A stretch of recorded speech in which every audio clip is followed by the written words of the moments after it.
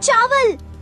अगर तुमने मुझे भिगोकर फ्रिज में रखा तो मैं एक जहरीला पदार्थ बन जाऊंगा जो तुम्हारे पेट में जाकर तुम्हें बीमार कर देगा।